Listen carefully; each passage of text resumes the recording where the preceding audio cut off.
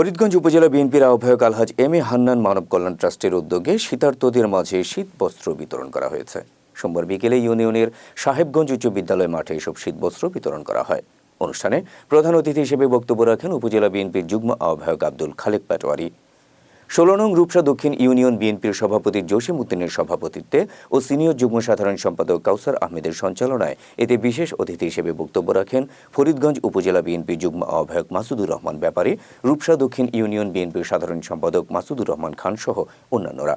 এ সময় ইউনিয়ন ও ওয়ার্ড বিএনপির অঙ্গ সংগঠনের নেতৃবৃন্দ উপস্থিত ছিলেন। যে আমাদের আলহাজ এম এ হান্নান ভাইয়ের শীতকালে শীতবস্ত্র এবং ঈদ সামগ্রী পশু কোরবানি করে উনি গোশত বিতরণ করেন। এই ফরিদগঞ্জ উপজেলার 200 কিলো রাস্তা উনি ওনার নিজস্ব অর্থায়নে উনি সম্পূর্ণ করেছেন। ফরিদগঞ্জে উনি 16টি ইউনিয়নে 16টি মসজিদ করে দিয়েছেন। উনি ফরিদগঞ্জে অনেক মা বোনদের বিয়েতে উনি অনুদান দিয়েছেন।